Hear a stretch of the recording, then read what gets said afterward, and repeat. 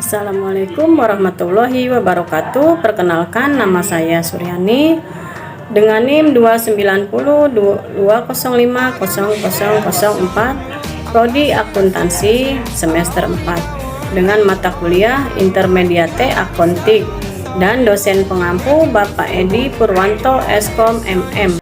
Aktiva tetap berwujud, penyusutan dan depresi.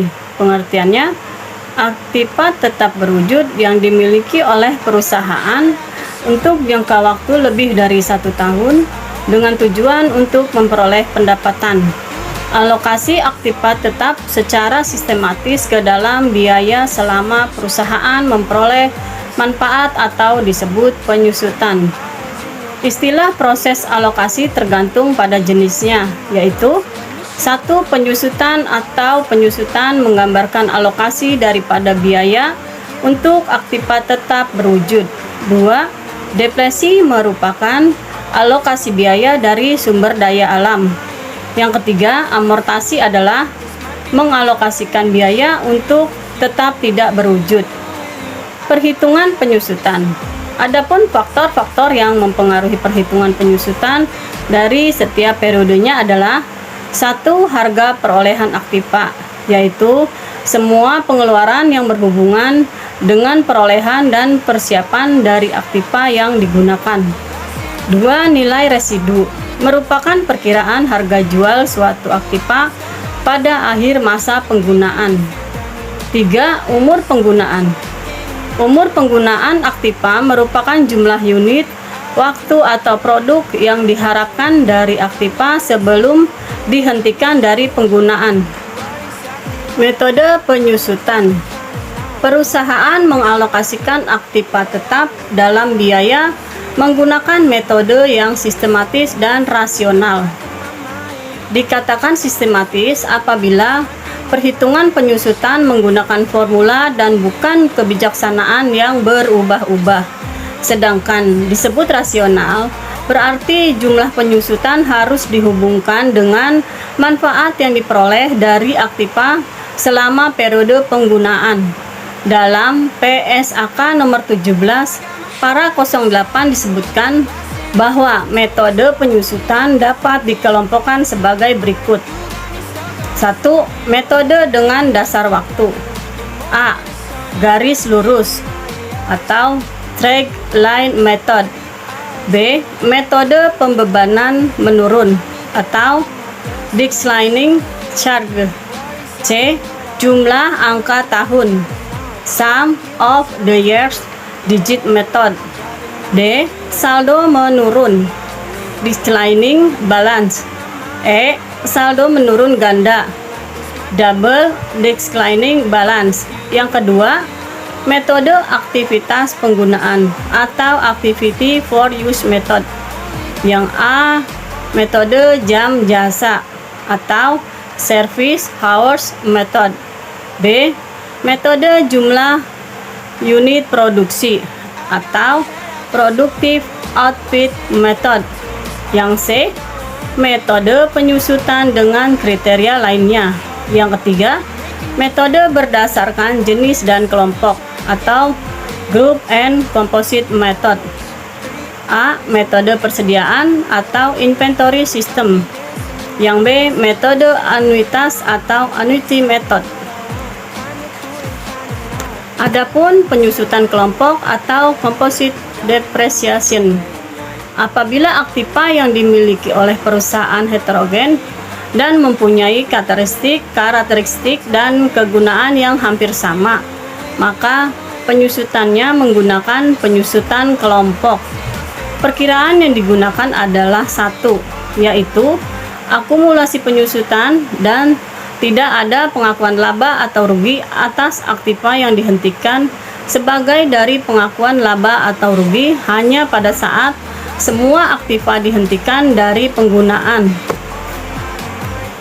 Pemberhentian dan penggantian. Perusahaan yang mengakui biaya apabila aktiva tersebut dihentikan atau diganti dengan menggunakan metode pemberhentian, maka harga perolehan aktiva lama dikurangi dengan nilai residu adalah beban biaya apabila aktiva tersebut dihentikan dari pemakaian. Sedangkan dengan metode penggantian, harga perolehan aktiva baru dikurangi dengan nilai residu aktiva lama apabila ada pembelian baru. Apabila tidak ada pemberhentian atau penggantian, maka ada pembebanan biaya. Adapun sistem persediaan. Sistem persediaan digunakan dalam kondisi di mana terdapat sejumlah besar aktiva yang harganya relatif murah. Metode ini pada dasarnya kurang sistematis dan tidak rasional untuk alokasi biaya dan penyusutan untuk sebagai periode. Bahwa aktiva dibeli pada awal bulan atau tahun dan pada akhir periode akuntansi, dalam perhitungannya penyusutan dengan menggunakan sebagai periode. Ada 3 alternatif yang digunakan dalam praktek, yaitu 1. Penyusutan dihitung 1 bulan terdekat. Aktiva yang dibeli sebelum tanggal 15 dari suatu bulan, maka aktiva tersebut dapat dianggap telah dimiliki selama 1 bulan penuh. Yang kedua, penyusutan dihitung 1 tahun terdekat. Pembelian aktiva yang dilakukan sebelum pertengahan tahun dianggap telah dimiliki 1 tahun penuh. Aktiva yang dibeli pada pertengahan tahun tidak dihitung penyusutannya. Dan yang ketiga, dalam tahun penyusutan dihitung 50% dari seluruh aktiva yang dibeli dan dijual. Maka metode ini menganggap bahwa aktiva yang dibeli dan dijual fiskal. Semuanya dibeli dan dijual pada pertengahan tahun fiskal. Dan perubahan dan koreksi penyusutan dijelaskan dalam PSAK nomor 17 para 14. Perubahan pilihan metode penyusutan kemungkinan dapat terjadi karena beberapa alasan, yaitu 1. Perubahan perkiraan nilai residu atau masa manfaat atas aktiva yang dimiliki saat ini. Yang kedua, koreksi atas perhitungan penyusutan yang telah dilakukan dan sebagai konsekuensinya laba ditahan mengalami koreksi tambah atau kurang.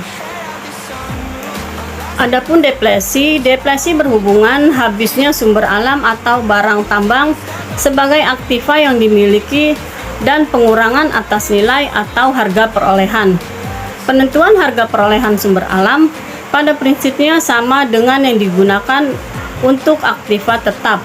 Perhitungan depresi menggunakan metode jumlah yang diproduksi atau unit output, lebih logis daripada metode yang mendasarkan pada waktu. Sedangkan biaya untuk perbaikan lingkungan dan dalam rangka mempersiapkan tanah untuk berbagai penggunaan sebaiknya dianggap sebagai nilai residu. Di sini saya akan memberikan contoh soal cara menghitung penyusutan metode garis lurus. Harga perolehan suatu aset adalah sebesar 15 juta rupiah. Sedangkan estimasi nilai residunya senilai 1.500.000 rupiah. Lalu diketahui bahwa usia ekonomis aset tersebut adalah 5 tahun. Maka nilai penyusutannya bila dihitung dengan metode garis lurus adalah sebagai berikut. 15 juta rupiah dikurang 1.500.000 rupiah dibagi 5 dan hasilnya 13.500.000 rupiah, lalu dibagi lagi 5 dan hasilnya 2.700.000 rupiah. Jadi cara menghitungnya dengan mengalihkan nilai 2.700.000 rupiah dengan usia ekonomis. Jadi diperoleh nilai sebesar 13.500.000 rupiah. Biaya atau harga perolehan disusutkan sebesar 13.500.000 rupiah atau 20% yang didapat dari 100% per 5 tahun. Dengan tema aktiva tetap tidak berwujud. Pengertian dari aktiva tetap tidak berwujud. Untuk tujuan akuntansi, klasifikasi aktiva tetap tidak berwujud menunjuk pada aktiva non-fisik seperti paten, hak cipta, franchise, hak sewa guna, goodwill, dan lain-lain. Aktiva tetap tidak berwujud pada umumnya berkaitan dengan keputusan hukum atau perjanjian kerjasama yang secara fisik tidak dapat dibuktikan Pada dasarnya aktiva tetap berwujud dan aktiva tetap tidak berwujud mempunyai kesamaan. Antara lain, A dimiliki untuk digunakan bukan untuk dijual, B mempunyai umur lebih dari 1 tahun, C mempunyai peran dalam memperoleh pendapatan bagi pemiliknya, D dalam periode kepemilikan dihadapkan perusahaan memperoleh manfaat. Karakteristik yang membedakan aktiva tetap tidak berwujud dengan aktiva tetap berwujud yaitu A. Aktiva tersebut mempunyai ketidakpastian di masa depan yang cukup besar dalam menciptakan manfaat bagi perusahaan. B. Nilainya sangat berfluktuatif karena sangat tergantung pada kondisi persaingan. C. Hanya mempunyai nilai untuk perusahaan tertentu. D. Goodwill dan aktiva tetap tidak berwujud yang mempunyai kegunaan tidak terbatas adalah bukan pengeluaran. Penilaian aktiva tetap tidak berwujud. Seperti aktiva yang lain, penilaian aktiva tetap tidak berwujud dengan dasar harga perolehan. Apabila aktiva tetap tidak berwujud, diperoleh dengan cara membeli dapat dibedakan menjadi 2. 1. Aktiva tetap tidak berwujud yang dapat diidentifikasi seperti paten, umumnya terbatas, dan merek dagang. 2. Aktiva tetap tidak berwujud yang tidak dapat diidentifikasi dan umumnya terbatas seperti goodwill. Sedangkan aktiva tetap tidak berwujud yang diperoleh dengan cara mengembangkan sendiri dapat menimbulkan permasalahan dalam membedakan pengeluaran biaya dan pengeluaran modal, sehingga ada beberapa kesepakatan yaitu 1. Apabila biaya riset dan pengembangan dapat ditunjukkan dalam suatu proyek yang khusus, maka semua pengeluaran dapat dikapitalisasi dalam aktiva tetap tidak berwujud. 2. Pengeluaran biaya riset dan pengembangan yang tidak bermanfaat dalam meningkatkan pendapatan perusahaan di masa depan, maka pengeluaran itu dibebankan sebagai biaya sesuai dengan fungsinya. Amortisasi aktiva tetap tidak berwujud. Amortisasi merupakan proses penghapusan aktiva tetap tidak berwujud. Aktiva tetap tidak berwujud dalam diamortisasi dan kategori yang membedakan, yaitu A. Umurnya terbatas. Aktiva tetap berwujud pada dasarnya dapat mempunyai umur yang terbatas karena adanya peraturan dari pemerintah atau undang-undang. B. Umurnya tidak terbatas. Goodwill dan merek dagang merupakan aktiva tetap tidak berwujud yang tidak mempunyai keterbatasan manfaat. Aktiva tetap tidak berwujud teridentifikasi.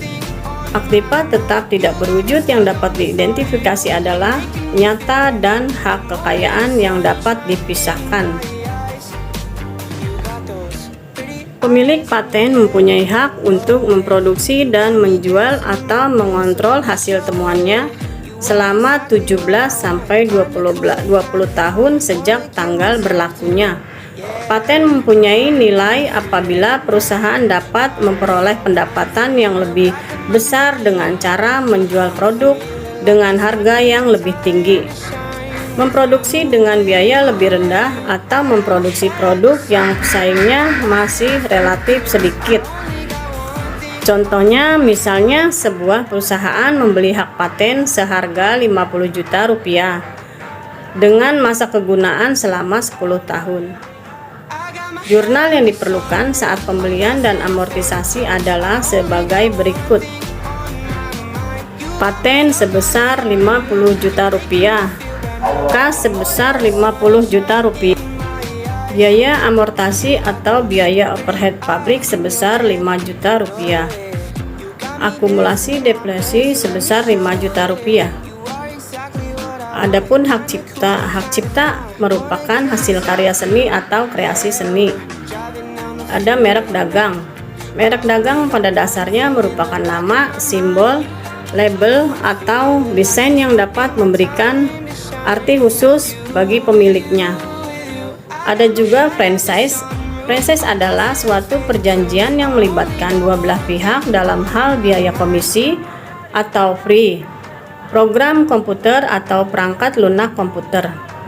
Dalam pengembangan bisnis saat ini sudah banyak perusahaan membangun peranti lunak untuk pengolahan data dan meningkatkan efisiensi dan penggunaannya sesuai dengan FASB. Ada juga biaya pendirian.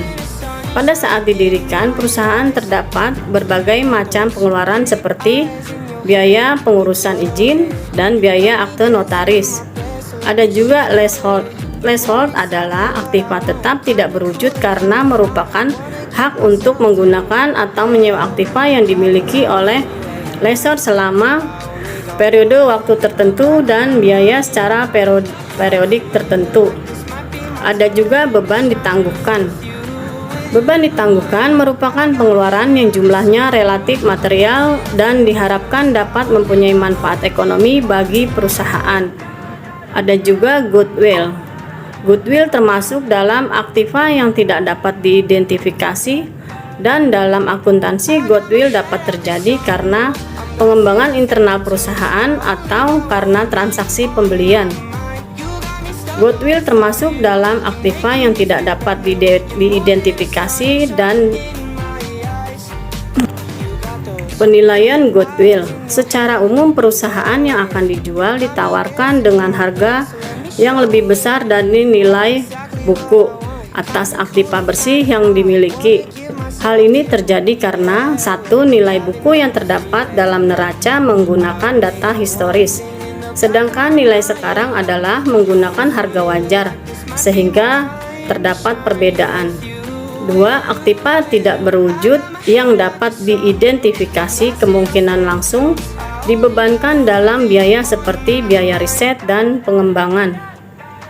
Penilaian goodwill pada dasarnya dapat dilakukan dengan dua cara pendekatan, yaitu 1. Nilai bersih aktiva perusahaan, 2. Kemampuan perusahaan untuk memperoleh keuntungan abnormal.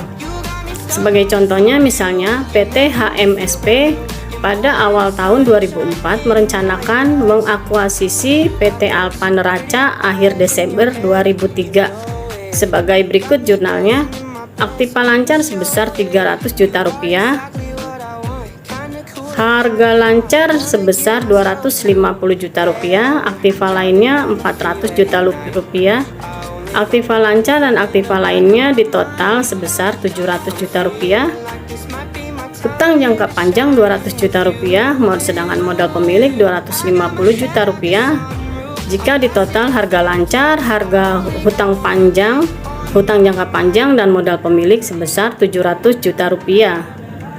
Tahapan menentukan nilai goodwill dalam rangka membeli suatu perusahaan dengan menggunakan konsep keuntungan kaitannya dengan penentuan nilai goodwill.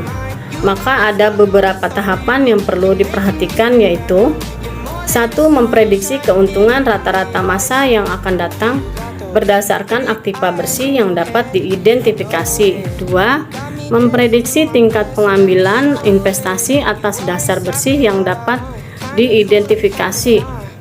3. Menaksir nilai wajar saat ini atas aktiva bersih yang teridentifikasi. 4. Menghitung kelebihan keuntungan tahunan. 5. Memprediksi lama kelebihan keuntungan tahunan. 6. Menghitung nilai sekarang atas prediksi kelebihan keuntungan tahunan. 7. Menghitung harga beli atas perusahaan yang akan diakuisisi. 8. Menganalisis tingkat sensitivitas. Sekian, terima kasih. Wassalamualaikum warahmatullahi wabarakatuh.